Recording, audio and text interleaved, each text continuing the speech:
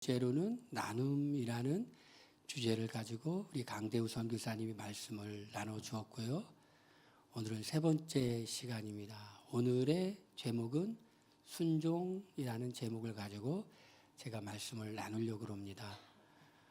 우리 사람들이 잘 세우는 사람들이 있는가 하면 잘 세우지 못하는 사람들이 있죠.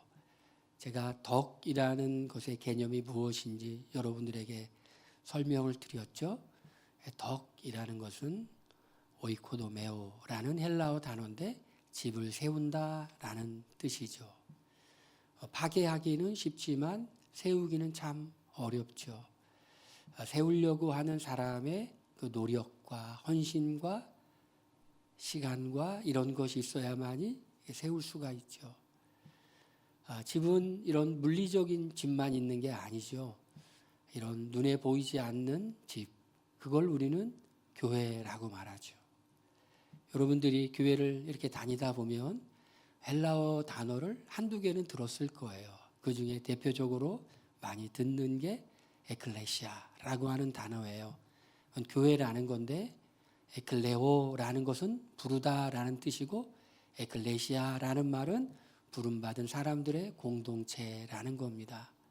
그런데 교회를 표현할 때 그 단어만 있는 게 아니에요. 어떤 단어가 있냐면 오이키아라고 하는 단어가 있어요.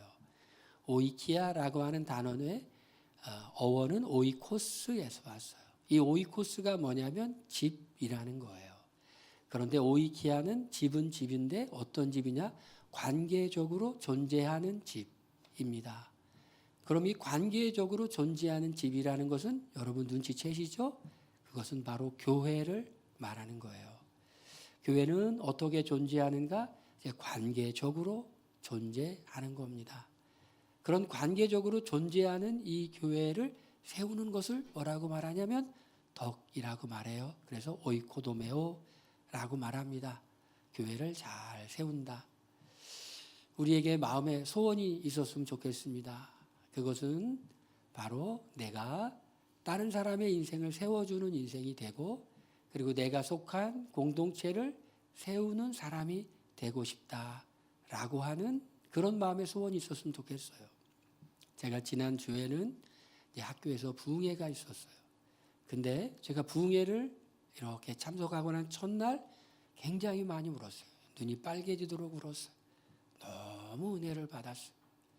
그리고 제가 그 설교 시간에 들었던 제가 알지 못했던 사실을 하나 알게 되었는데 우리가 교회에서 자주 불렀던 찬양이 어떻게 나오게 됐는지를 알게 되었어요. 교회를 교회되게 예배를 예배되게 하는 그 노래가 어떻게 시작이 되었을까? 지난주에 학교에서 이동원 목사님이 부흥회를 했는데 이제 모든 사역을 내려놓으시면서 에베소서를 통해 교회에 대한 말씀을 증거했는데 너무 은혜로워가지고 설교를 끝냈을 때 성령의 강력한 임재로 성도들이 움직이지를 않았대요. 제가 그 얘기를 듣는 순간 눈물이 훅 나더라고요. 저는 그게 뭔지를 알거든요. 성령의 임재 가운데 공동체가 함께 느끼는 그 자리가 얼마나 좋은 자리고 얼마나 은혜로운 자리고 얼마나 사모하는 자리인가를 제가 알거든요. 제 마음에 소원이 있다면 제가 평생 주님의 임재 가운데 사역하는 게 제 마음의 소원이라고 하나님께 기도했거든요. 눈물이 후 났습니다. 그런데 그 찬양을 들었던 그 교회의 사역자 한 명이 곡을 만들었대요.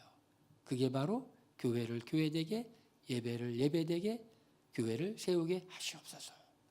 그 찬양이었다는 거예요. 제가 그 찬양의 배경도 알게 되고 그런 얘기를 눈물이 후 흘렸습니다. 우리가 교회를 세우는 그 삶, 그게 바로 오이코도메오, 덕을 세우는 삶입니다. 그런데 그 삶의 경청이라는 게 굉장히 중요하죠. 왜냐하면 다른 사람을 존중하는 것의 출발이 다른 사람의 말에 귀를 기울여 주는 거예요. 들어주는 거예요. 여러분 누군가 대화를 할 때 4대 6으로 하세요. 다른 사람이 6 말하게 하시고 여러분은 사나 삶을 이렇게 말하세요. 그럼 여러분들은 좋은 사람이라는 얘기를 들을 거예요. 여러분은 또 여러분에게 하나님이 허락하신 것 중에 나눌 수 있는 것은 나누시길 바랍니다. 그럼 여러분은 다른 사람의 필요를 채울 뿐만 아니라 다른 사람의 마음 가운데 믿음을 심어줄 거예요. 하나님이 나를 돌보고 계시는구나. 하나님이 나를 지켜주시는구나. 하나님이 나를 모른 척하지 아니하시고 하나님이 나의 신임에도 응답하시는 하나님이시구나 라는 것을 다른 사람이 느끼게 될 거예요. 여러분 그런 적 있으시죠? 저도 그런 적 있어요. 누군가 나에게 작은 호의를 베풀었는데 그 호의를 통해서 하나님이 지금 나를 지금 돌보시고 계시는구나. 작은 호의를 통해서 하나님이 지금 나에게 관심을 갖고 계시는구나. 내가 이렇게 우리 교회 오기 전에 저는 대표적으로 다녔던 교회가 평생 두 교회예요. 저희 모교회, 대전 대흥침례교회 거기를 다녔고 그리고 지금 제가 목회하고 있는 우리 교회를 이렇게 다니고 있어요. 그러니까 저희 모교회 한 20년 다녔죠. 평신도로 한 10년, 사역자로 10년. 여기도 제가 20년 조금 넘게 있어요. 그런데 그 잠깐 사이에 조그마한 교회에 이제 제가 사역지를 하나님 앞에 구할 때 다니면서 설교한 적이 있는데 그 교회에 목사님의 관계에 있는 분이 봉투를 하나 주셨는데 100만 원짜리 수표를 하나 딱 주셨어요. 그분은 뭐 하는 분이냐면 다니면서 이렇게 폐지를 줍는 분이었어요. 왜 저에게 주셨는지 모르는데 그냥 준 건 아닐 거예요. 2번 딱 주시더라고요. 봉투에 딱 넣어서. 왜 주셨을까? 하나님이 그 마음에 감동하셔가지고 그 폐지를 주어서 100만 원 만들려면 정말 힘들 거예요. 한 번도 아니고 2번씩 딱 주는데 하나님의 사인이라고 생각했어요. 너의 인생에 늘 돌보고 공급할 거라는 그 사인. 제가 지난주에는 학교에서 식권을 하나 사서 한 묶음을 사서 누군가에게 주었어요. 그랬더니 그분이 받은 분이 너무나 기뻐하는 거예요. 너무나 기뻐하는 거예요. 왜냐하면 별 큰 돈은 아니지만 이렇게 나눔을 통해 자기가 관심과 사랑받는다는 생각을 하니 너무 기뻤나 봐요. 우리 덕을 세우는 그리스도인은 이렇게 나눔을 실천하죠. 거기에 한 걸음 더 나가 우리는 어떤 사람이 돼야 될까요? 우리는 순종하는 사람이 돼야 되겠죠. 그런데 이 순종이라고 하는 것은 우리가 여러 가지 부담감이 있죠. 우리가 하나님의 사랑, 하나님의 긍휼, 하나님의 공급하심, 자비하심 하면 마음이 편안해져요. 왜냐하면 그건 우리가 뭔가를 받는 거기 때문에 마음이 편안해져요. 그런데 계명, 율법, 순종 그러면 우리의 마음이 왠지 부담스러워져요. 순종 그러면 여러분 순종 너무 하고 싶다 이런 생각이 드시나요? 아니면 순종 그러면 뭔가 마음이 부담감이 생기나요? 하나님이 또 내가 하기 싫은 일을 시키시면 어떻게 하지? 내가 정말 하기 싫은 일을 하나님이 하라고 하면 안 할 수도 없고 할 수도 없고 마음이 힘들 텐데 라고 하는 부담감이 있죠, 여러분? 그렇지 않습니까? 그런데 순종이 과연 그런 것일까? 저는 순종을 다른 사람은 어떻게 정의 내렸는지는 몰라도 저는 이렇게 정의를 내립니다. 순종이란 뭐냐? 지금은 어려워도 나중에 좋은 것이 순종이고 불순종은 지금은 내 맘대로 해서 좋은지 몰라도 나중에 안 좋은 게 불순종이다. 여러분, 하나님의 말씀에는 뭐가 있다고 그랬죠? 하나님의 말씀에는 하나님의 성품이 들어있는 거예요. 그러니까 누군가 무슨 말을 하면 그 말에는 뭐가 묻어나와요? 그 사람의 성품이 묻어나오는 거죠. 마찬가지로 하나님의 말씀인 성경에는 뭐가 있느냐? 거기에는 하나님의 성품이 있어요. 하나님의 어떤 성품이 있을까요? 선하신 성품이 있어요. 그래서 제가 몇 주에 걸쳐서 하나님의 선하심이 헬라어로 아가소스라고 그랬죠. 선함이라는 것이. 그런데 하나님은 선하신 분이기 때문에 우리에게 뭔가 하라고 하는 일은 선한 일이고 그 결과도 말할 것도 없이 선한 거예요. 하나님의 선한 성품. 그러니까 하나님이 우리에게 뭔가 말씀하시고 그걸 하라고 하는 일은 우리가 하기 싫을 때가 있는데 그건 왜 그러냐? 우리의 죄악된 본성, 우리의 반역하는 본성, 거스리는 본성 때문에 하기가 싫은 거예요. 그러나 결과는 뭐가 좋아요? 불순종이 우리에게 좋을까요? 아니면 순종이 우리에게 좋을까요? 당연히 하나님의 성품이 드러나는 말씀에 순종하면 우리의 삶에 하나님의 역사하심과 행하심이 드러나게 되는 거예요. 하나님 말씀 가만히 여러분 통독하고 읽어보세요. 하나님 어떤 분이신가? 하나님은 좋으신 분이죠. 우리는 바로 앞에밖에 못 보지만은 하나님은 다 과거와 현재와 미래를 한꺼번에 보실 수 있는 전능하신 하나님이세요. 그러니 하나님이 선하신 하나님께서 우리를 선한 길로 인도하기 위한 것이 하나님의 말씀이에요. 이 말씀의 가장 핵심적인 것이 십계명이고 그리고 이 십계명을 이렇게 압축한 것이 예수님 말씀하시기를 하나님을 사랑하고 이웃을 사랑하라라는 거죠. 그런데 예수님께서 다시 한번 새로운 공동체를 교회라는 공동체를 탄생하면서 새 계명을 주는데 내가 너희를 사랑한 것 같이 너희도 사랑하라라고 하는 계명을 주셨죠. 순종이 뭐라고요? 지금은 어려운 것 같지만 나중에 아름답고 좋은 것이 순종이라는 것입니다. 그런데 우리가 이렇게 순종해야 되는데 우리가 왜 하나님의 말씀을 순종해야 될까? 나의 계명을 지키는 자라야 나를 사랑하는 자니. 우리가요, 의무라는 말은 참 부담스럽죠. 의무라는, 해야 된다라고 하는 말은 참 부담스러워요. 우리의 자유를 억압하는 것 같아요. 인간이 제일 행복할 때는 자유로울 때라고 하죠. 여러분 자유로울 때 행복하시죠? 그런데 마치 우리가 의무라고 하는 것은 우리 인간의 자유를 억압하는 것 같아요. 뭔가를 해야 되는 그 일이 자유를 억압하는 것 같아요. 그런 걸까요? 그런데 우리가 왜 순종해야 되느냐? 그것이 의무이기 때문에 순종해야 되는가? 그렇게 표현하는 성경 구절도 많이 있죠. 기죠? 하나님의 백성은 하나님과 언약 관계를 맺었어요. 하나님이 너 내 백성 될래? 백성 될게요. 그러면 언약 맺자. 대신에 나의 이 언약을 너희들은 지켜야 돼. 이게 구약이죠. 그런데 예수님께서 새로운 공동체, 교회를 탄생하면서 새로운 계명을 주셨어요. 서로 사랑하는 이 계명. 이 계명을 지키는데 이 계명을 지키는 것이 그냥 하나님의 백성, 예수님의 백성, 예수님을 통한 교회의 백성이 되기 위한 억지로 해야 되는 의무인가?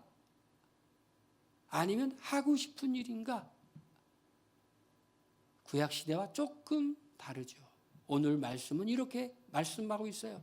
나의 계명을 지키는 자라야 나를 사랑하는 자니. 좀 바꿔서 도치해서 이 말씀을 표현하면 나를 사랑하는 자는 나의 계명을 지키는 자다라고 표현할 수 있어요. 그러니까 여러분 사랑하면 우리가 쉬워져요. 희생이라는 거. 이거는 사랑하면 희생도 아니에요. 우리 가장 가까이에서 우리 부모님들의 사랑을 보죠. 부모님들은 정말 희생하죠. 한 아이가 태어나서 성장할 때까지 정말 자신의 시간과 자신의 모든 노력을 들여서 번 재정을 자녀에게 이렇게 사용하죠. 근데 그것을 의무인가요? 부모이기 때문에 마땅히 해야 될 의무인가요? 의무감인가요? 아니면 사랑으로 말미암는 당연한 것이라고 생각할까요? 부모들은 그걸 의무라고 생각하지 않고 사랑하기 때문에 당연히 해야 될 일이라고 생각하는 거예요. 우리가 왜 계명을 순종해야 되느냐 하면 그것은 우리의 의무이기 전에 예수님을 사랑하기 때문에, 예수님을 사랑하기 때문에. 여러분, 예수님 사랑하십니까? 이 요한복음은 참 하나님과 예수님과의 관계, 그리고 우리와 예수님과의 관계를 의무로 표현하는 것이 아니라 정말 이 관계로 표현하고 있어요. 관계, 사랑의 관계로 표현하고 있어요. 하나님께서 예수님을 사랑하셨고, 그리고 예수님께서 우리를 사랑하셨어요. 그러니까 우리가 예수님을 막 사랑하려고 몸부림치는 게 아니라 예수님의 사랑을 받고 보니 우리는 예수님을 사랑하게 되더라는 것이. 예수님은 뭘 하라 하지 말라고 강요하시기 전에 예수님이 우리를 향한 사랑을 보여주셨어. 우리가 아직 죄인 되었을 때. 오늘 읽은 말씀은 요한복음 14장이죠. 그런데 14장의 저는 요한복음 13장이죠.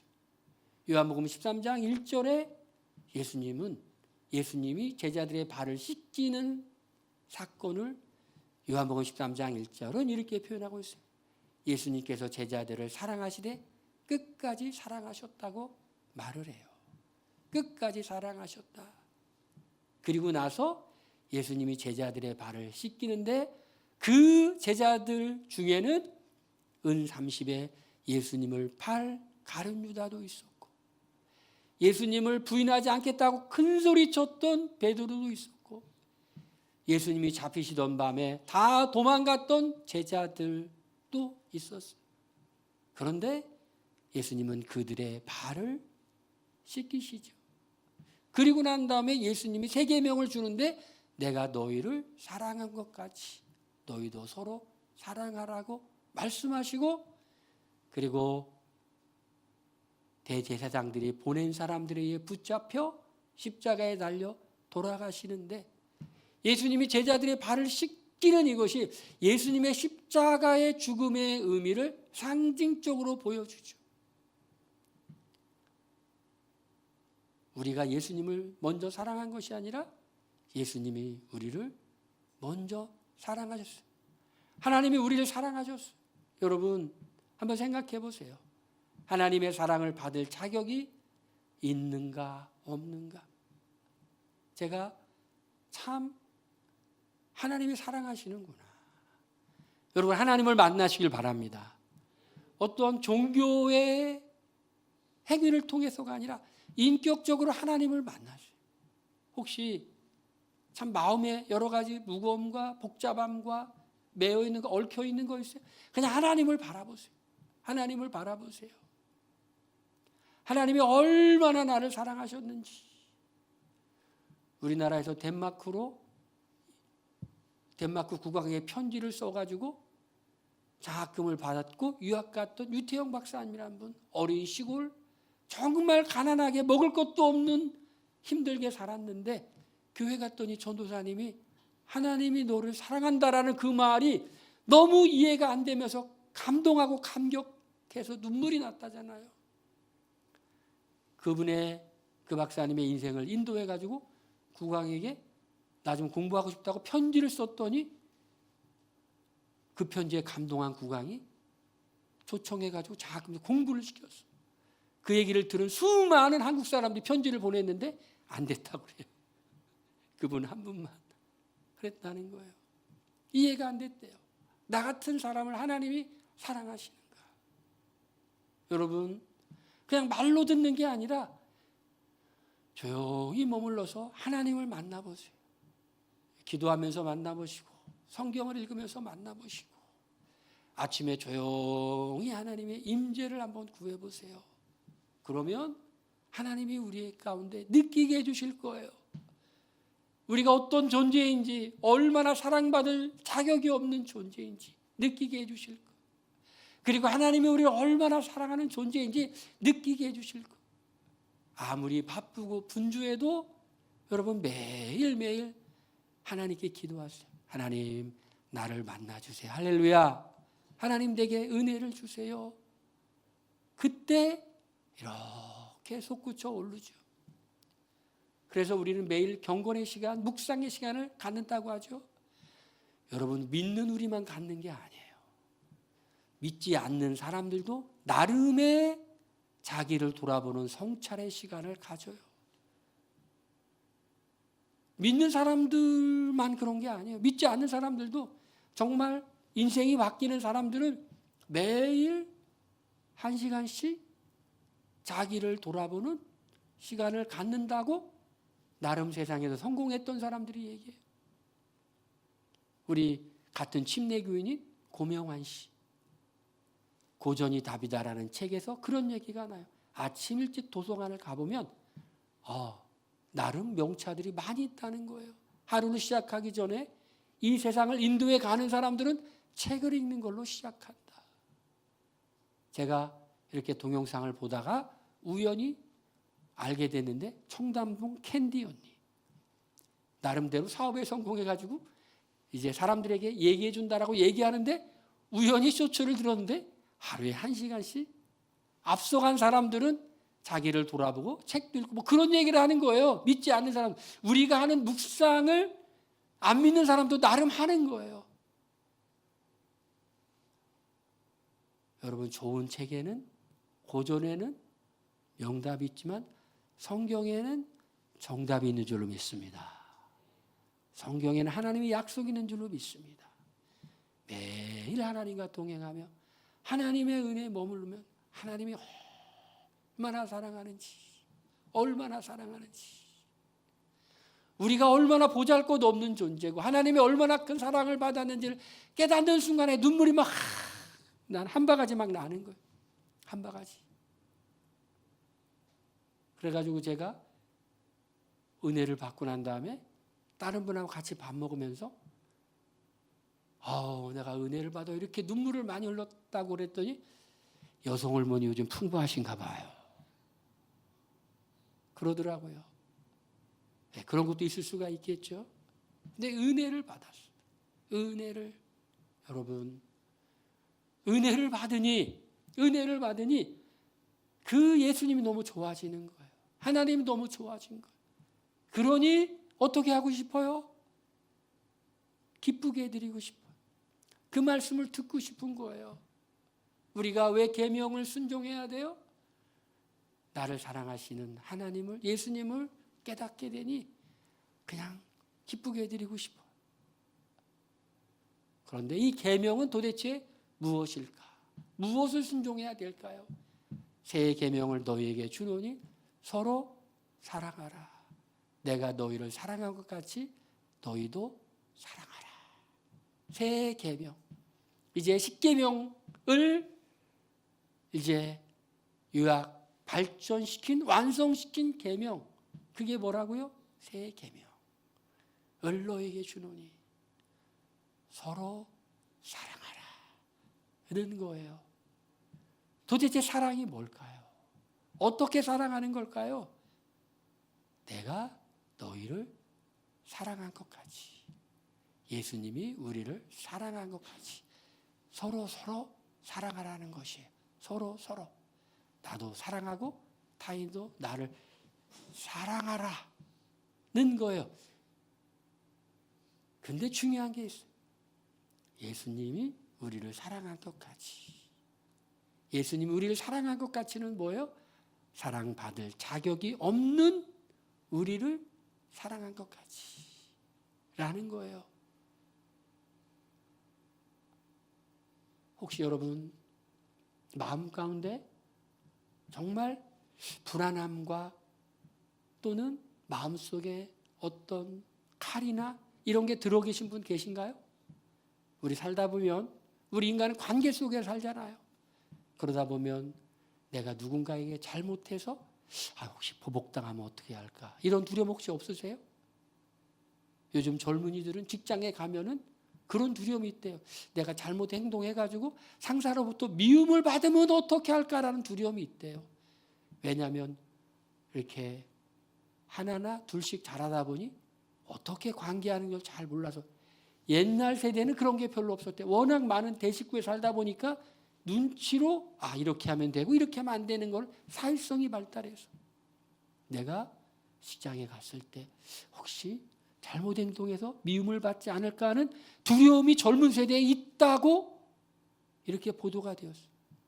내 이 설교 끝나고 젊은 사람들한테 한번 물어봐야 되겠네요. 혹시 그런 두려움이 있냐고. 미움을 받을까. 사람의 마음 가운데는 또 다른 마음이 있는데 마음에 이렇게 칼이 있을 수 있죠. 왜요?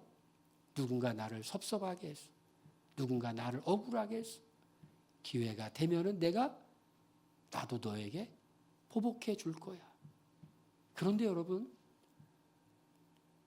그 칼이 있으면 그 칼로 남을 찌르기 전에 그 칼이 내 마음속에서 우리의 마음속에 우리를 찌르죠. 김영석 교수님이 그런 얘기를 했더라고요. 그분은 이제 100세가 넘은 철학자인데 인간이 행복하려면 건강해야 되고 그리고 미워하는 사람이 없어야 된다. 미워하는 사람이 있으면 행복하지 않다. 칼이 먼저 찌르죠. 그런데 이 서로 사랑이란 건 뭐냐면 바로 그거예요.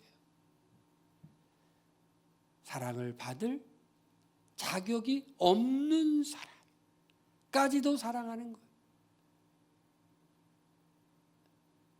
산상수훈 7장에 황금률이라고 하죠. 남에게 대접을 받고자 하는 대로 남을 대접하라. 남에게 어떤 대접을 받고 싶으세요? 어떤 대접? 여러분 어떤 사람이 좋아요? 여러분이 어떻게 대접해 줬으면 좋겠어요? 이런 사람이 옆에 있으면 좋겠죠? 맨날 져줘. 맨날 져줘. 내 옆에 있는데 맨날 손해봐 나한테. 여러분 그런 사람 너무 좋은 사람 아니에요? 나랑 같이 있는데 싸울 일이 있는데 그냥 져줘. 또 뭔가 이렇게 아귀다툼하는데 손해봐줘. 그래. 얼마나 좋은 사람이에요. 하나님의 은혜가 임하면 가능하겠죠. 어린아이들이 아빠한테 삼촌한테 팔씨름하자고 하죠. 그럼 어른들이 힘을 과시하나요? 아니면 져주죠. 아이고 네가 이겼다. 씨름 한 판 하자고 하죠. 애들이 그래 씨름하자. 넘어뜨려가지고 막 누르나요? 네가 세상은 이런 거야. 맞 좀 마라. 그래요? 아니면 아이고 내가 졌다고 넘어져 지나요. 넘어져 주죠. 져주죠. 서로 사랑하는 게 그거예요. 그런데 우리는 마음에 져줄 만한 여유가 없잖아요. 손해봐줄 만한 여유가 없잖아요. 그렇죠?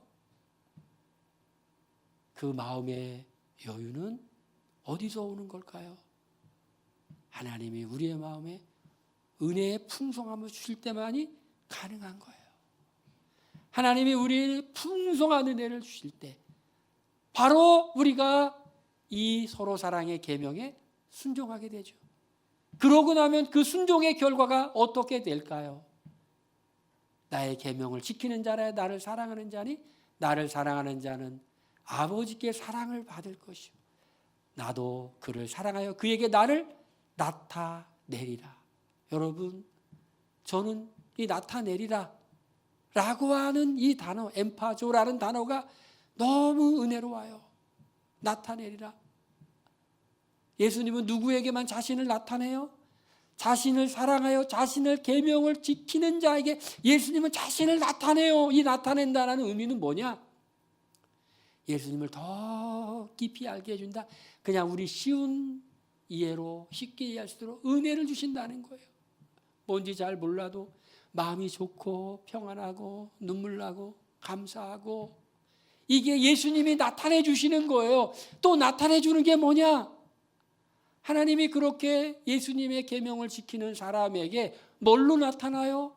하나님의 역사심으로 나타나요. 기적의 역사가 어마어마한 기적은 아니지만 소소한 기적의 역사가 나타나요. 할렐루야. 할렐루야. 그런 역사가 나타나요. 그런 역사가 나타내리라. 그래서 가룟 아닌 유다가 예수님에게 이렇게 말씀하셨어요. 예수님, 세상에는 왜 안 나타내시고 왜 제자들에게만 나타나십니까? 왜 그럴까요? 왜 그럴까요? 세상에는 예수님께서 왜 안 나타내시고 제자들에게만 나타내시고, 예수님의 나타남을 경험하는 것은 너무너무 놀라운 은혜와 축복이기 때문에 그거는 예수님을 사랑하는 사람들에게 주시는 하나님의 상이에요. 할렐루야. 나타난다라는 말을 또 다른 표현으로 이렇게 되어 있어요. 사람이 나를 사랑하면 내 말을 지키리니, 내 계명이란 것 똑같은 말씀이죠. 내 아버지께서 그를 사랑하실 것이고, 우리가 삼위일체 하나님이죠. 그에게 가서, 계명을 지키는 사람에게 가서 거처를 그와 함께 하리라. 거처를 그와 함께 하리라.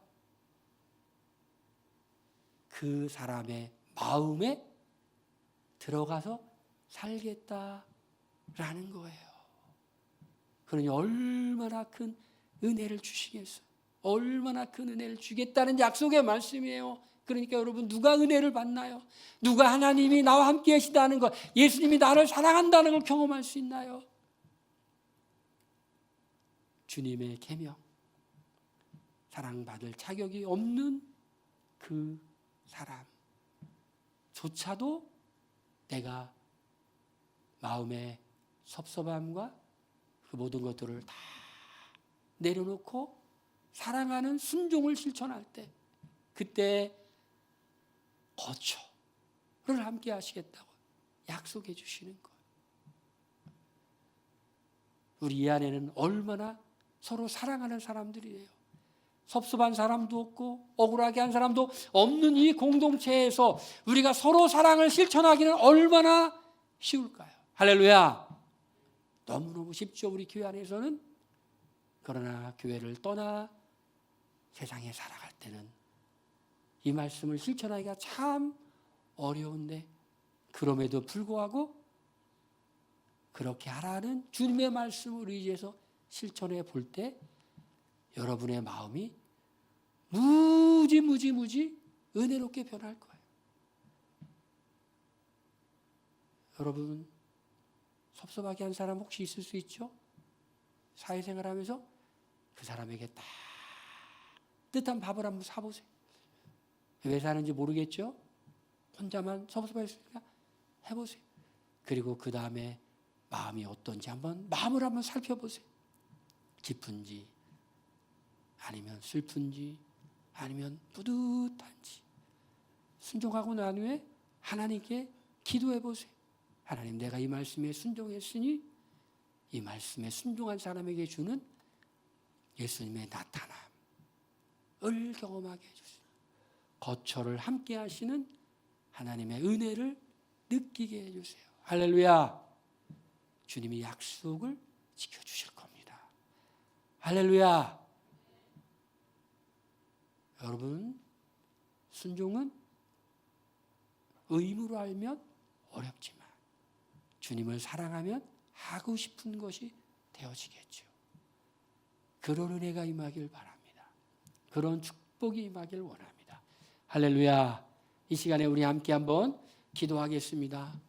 우리가 덕을 세우는 사람, 서로 사랑의 계명을 순종함으로 덕을 세우는 사람 되게 하여 주시옵소서. 우리 다 같이 우리 통성으로 우리 기도합니다.